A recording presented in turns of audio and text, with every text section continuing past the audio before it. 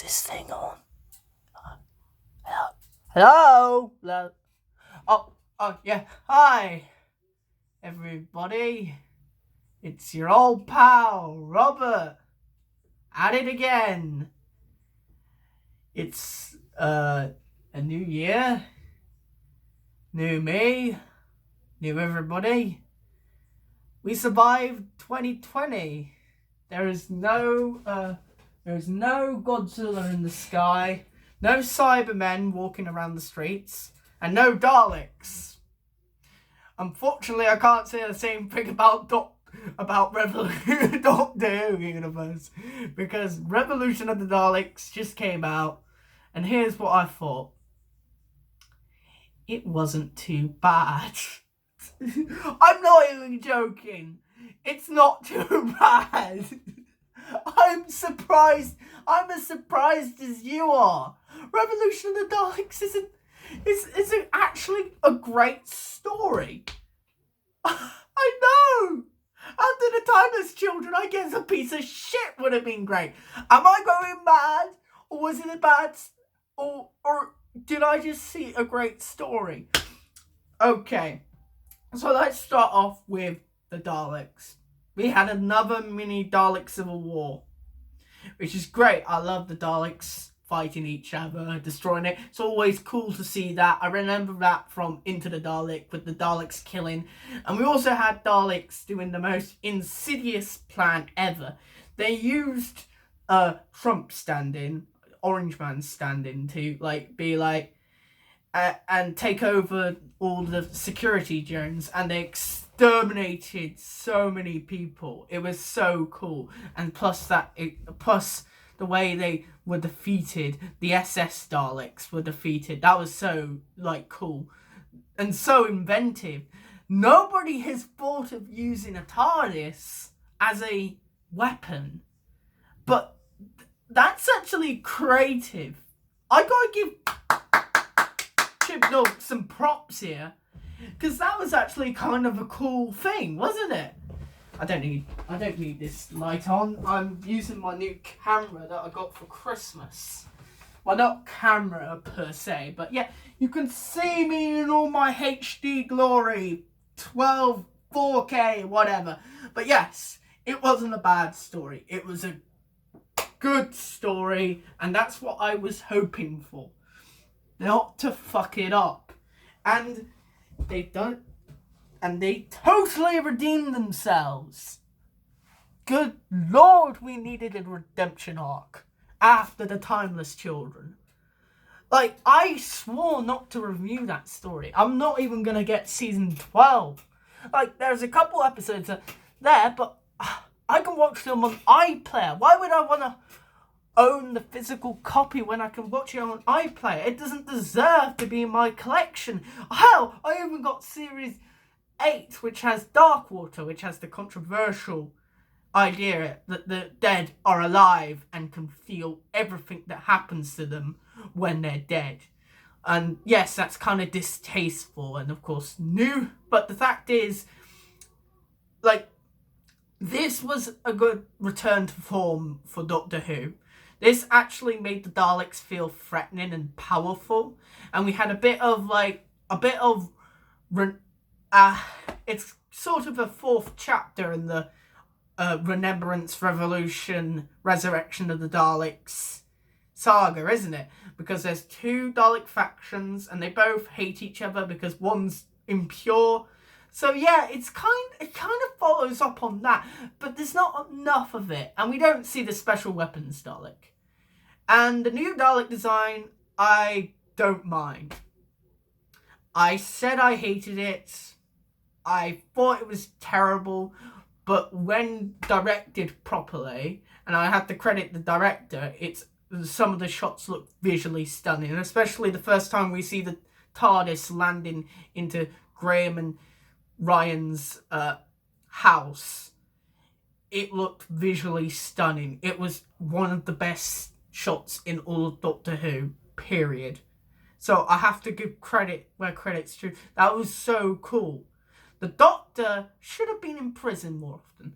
And I would have loved it if they broke out of prison if there was a prison riot, like in Cabin of the Woods, where the two surviving characters, I forgot their names, they all unleash all the horror movie villains on and creatures and monsters onto all the unsuspecting SWAT guys and like the office workers as well.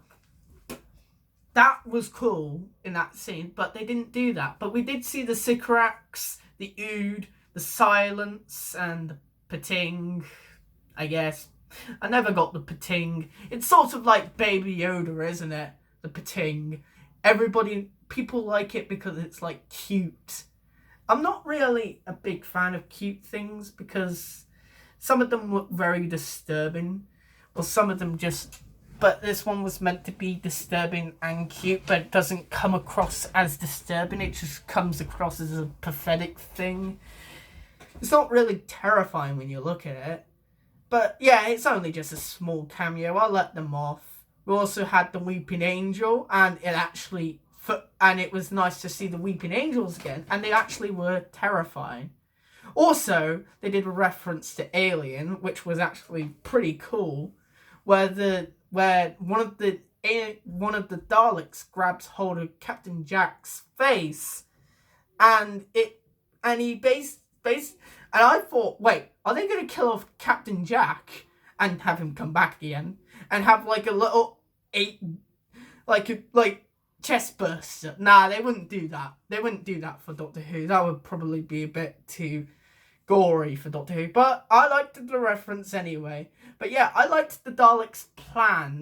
They manipulated this young, ambitious scientist who was naturally curious into creating like human Dalek hybrids, using his DNA to create new Daleks.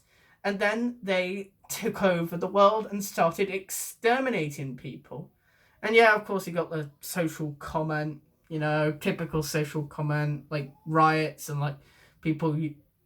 But the thing is, they didn't necessarily want the Daleks to actually. But of course, in the end, they did like make him the bad guy, because of course they had to, because he's an allegory. Do you understand how much of an allegory what's his face, Jack Robinson, is for like the Orange Man over in America? He's an American businessman who wants to become the president, who's also teamed up with the Daleks, the most racist creatures in the known universe. Well, you can't be racist if you hate all life in the universe, well, outside of your own kind, but I guess, yeah, that is still racist, I guess. But yeah, well, I look, yeah, he wasn't as annoying as he was in Arachnids in the UK. He did further the plot, and his actions did matter. Unfortunately, they didn't have him exterminated, because I don't want to see his face ever again. But they probably will have him die in some horrific way. I don't get why Chris Chibnall doesn't kill him. I mean, most people want to kill Donald Trump, don't they? You would have had it satisfied. Instead, we got this Theresa May, like, woman being exterminated. But she didn't really contribute anything to the plot at all. She was just there. They did the mind control kind of thing from Revolution, which was cool to see again. And now that Dalek is now purely exterminated, and we'll never see that Dalek design ever again. Just when I was getting used to that Dalek design, we won't see it again. Also, the nice use of power of the Daleks kind of thing, the Daleks manipulating humanity and then turning against them. Typical Dalek, and I like that cunning, scheming kind of Daleks. And I don't really like when they are trying to be like... Chris Chibnall actually writes the Daleks very well and gets them. He actually wrote the best Dalek stories since Journey's End. I'm talking Daleks. I'm not talking quality, because Journey's End was a little bit over self-indulgent at times. But Russell T Davies and Chris Chibnall got the Daleks.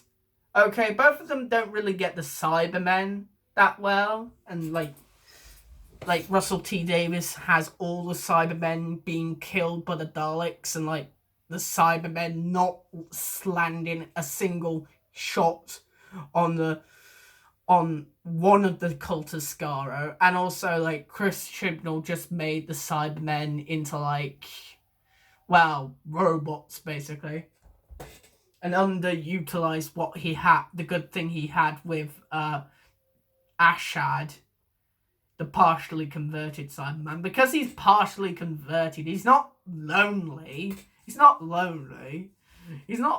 lone Cyberman. He's got like a whole entire army, so he's technically not lonely. He's a malformed Cyberman. Kind of like the Silver Turk, in a way. And he also encountered Mary Shelley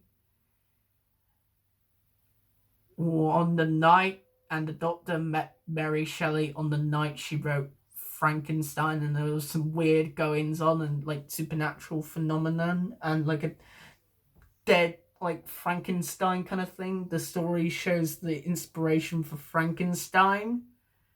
Hang on a second, didn't Big Finish already do that? That doesn't matter. Let's say like alternative universe, parallel timelines happening at the same point in time, diverging because, I don't know, the Time Lords were killed. Actually, you know what? The destruction of Gallifrey could explain the reason why the haunting of Villa de Mont happened at the same time as Company of Friends. So yeah, that's a good explanation for that. Yeah. I'm gonna keep that as my headcanon. Anyway, back to the story at hand. He does know the Daleks very well, and he can write them pretty good, and they're quite menacing. And also, I quite like seeing the bronze Daleks again. Of course, we last saw them in was it the pilot? Yeah, the pilot. Yeah. Bill saw the Daleks, and nobody recognizes the Daleks in the story. Does anybody remember the invasion of Earth in 2008? No, I guess not. But it's cool to see the Daleks kicking ass and taking names, and the Daleks with their ongoing war against anything that looks like a Dalek, but it's got human DNA. It's like a different thing. It's made on Red Rockin' Rising. You know, they were all against that. That's great. The Daleks were pretty good, but the Doctor wasn't. This might be her best performance. Jodie Whittaker's best performance.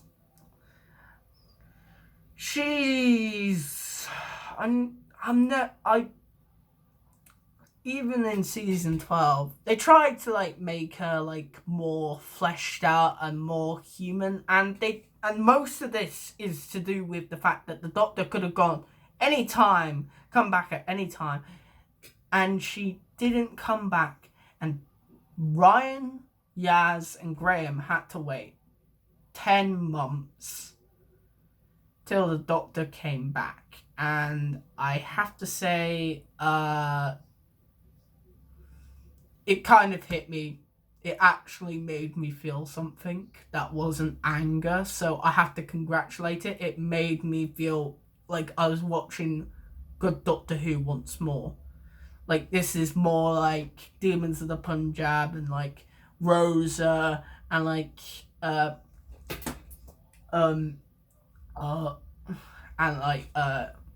Nikola Tesla's Night of Terror. Those episodes, more like those episodes, and less like the episodes that like Arachnids in the UK. Orphan 50. Oh god.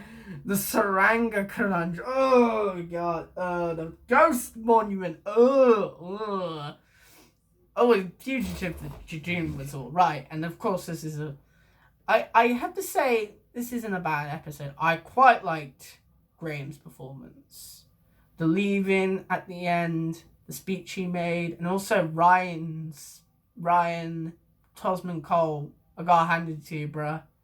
You did a good job in this episode. I misjudged you greatly. I misjudged you. You were great in this episode. And I have to say, I salute you, and I hope you have a good future in movies. I want you to see you evolve and continue to make your acting, and continue to evolve your acting prowess.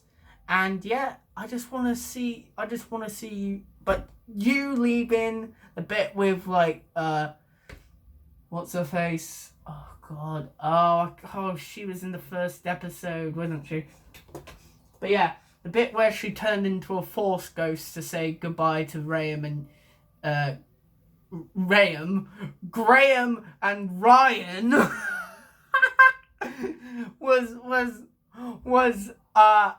was quite touching. It was, and yeah, it was nice to see their character arc come to a natural conclusion with them with Ryan on the bike and Graham like saying, "Go on, son, do it. You can do your best." But this time, they got psychic papers, and they could join Jack in the new Torchwood. Yes, Jack Harkness, absolute badass, absolute charisma, man. He just slips back into this role like nothing happened.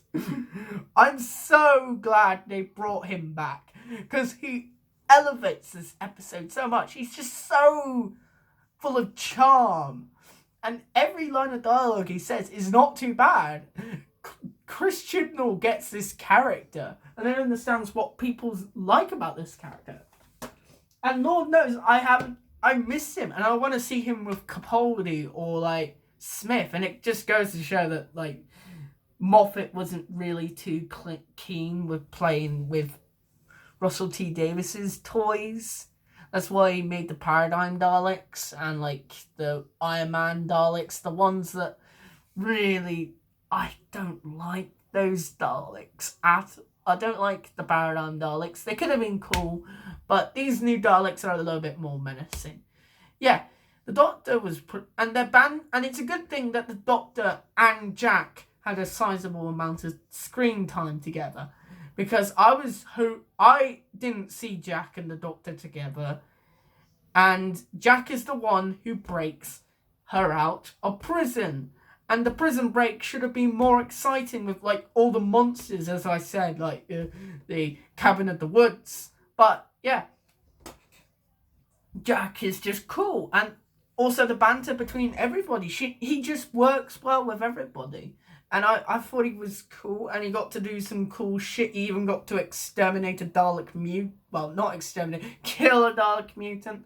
Yeah, and yeah, I did like the SS Daleks. Like, of course, the Daleks would have an SS patrol, wouldn't they?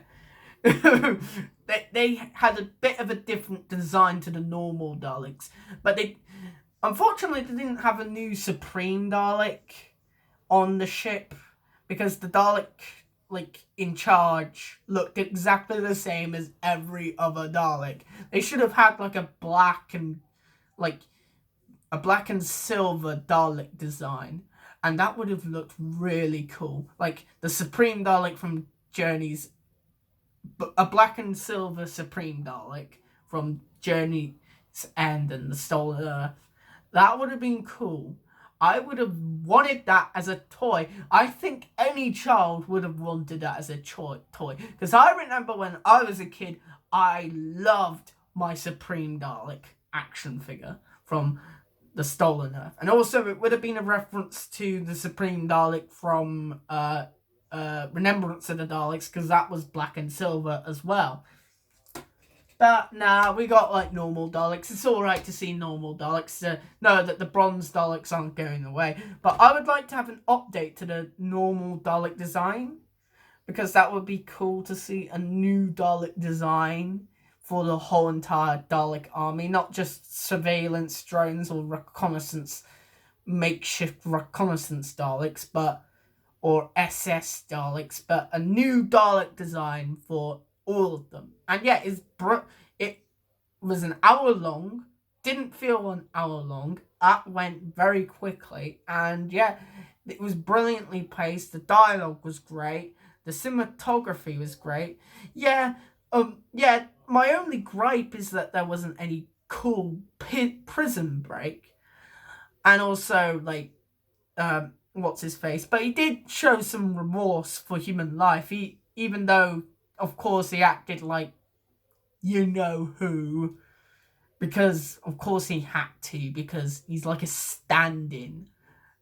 But he played more of a bigger role in that, and of course he took all the credit. But why Chibnall couldn't kill him? I don't know why. Why he literally betrayed Earth to the Daleks. Like there's but I guess he redeemed him. No, he didn't really redeem himself at all. So why couldn't you kill him? Is it because Donald Trump's still alive? Perhaps you can kill him, okay? Like now that's outdated because now senile old man Joe Biden is in the office. Is he gonna kill him off in season 14? Also, final notes. We didn't get any new season 13 stuff, but we did see John Bishop as a companion, as a secret incarnation of the Doctor. As like a new character, like a recurring character, like Brigadier Alice Leopard Stewart. I'm confused what this character is going to be. It could be another Time Lord for all we know. It could be the meddling monk. It could be a new incarnation of Master. He actually died on Gallifrey and he regenerated and he turned into John Bishop. He went from Sacha Dhawan to John Bishop. So we didn't get any new info, but because of Darona, let's not say the name of that virus, because if I want to make any money off this, well, I can't, can I?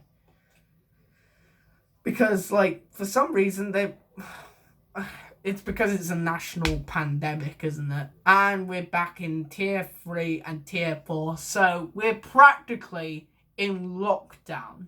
We're not in like tier systems. We're in lockdown, and I have to do remote learning, which kind of sucks.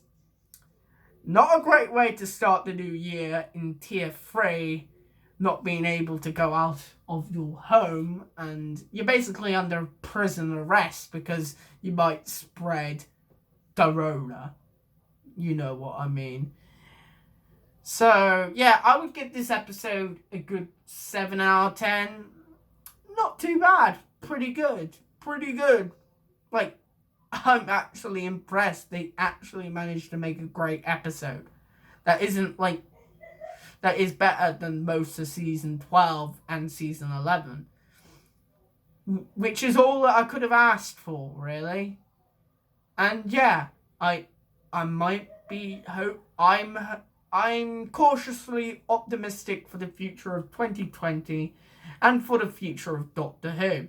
Let's hope we all get our jabs and we can all have gatherings, we can all be close together, not having to wash our hands and not having to wear masks.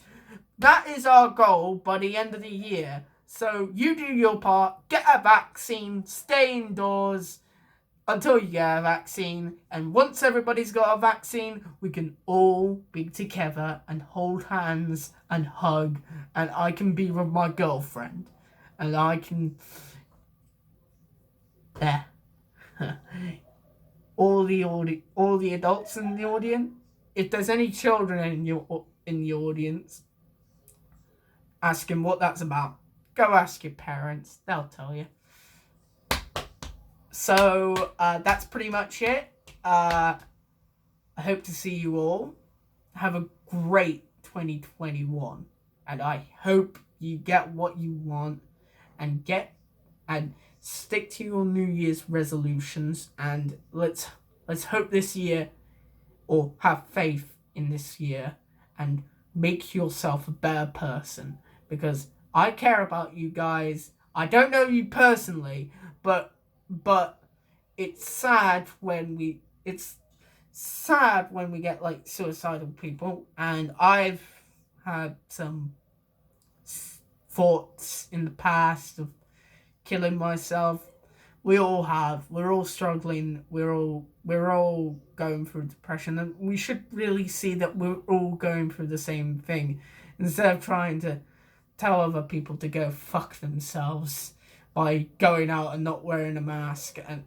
And now we're stuck indoors, and that's the punishment we get. And if you stay together, you could be getting a fine in the UK. So I know it's sad, but it's just a bunch of idiots who only care about themselves. And since they're going to lose money, well, they're going to get their comeuppance, let me tell you. And one of the key health workers says that they actually have blood on their hands. They're literally murderers. So let's call them murderers, because they really are. Maybe a life sentence, maybe, for size, but won't change their mind because they're fucking idiots. And let's be honest, there's a load of idiots nowadays.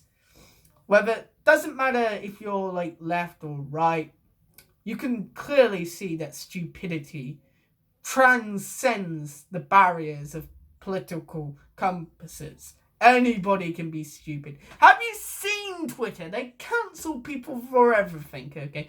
I think I've had enough rambling. I think I went off Doctor Who, okay? But it's a new year, new everybody. Try to be your best. And I'll see you all in the next video. Don't know when that's going to be. Maybe it's on my birthday. But I'll see you then. Goodbye.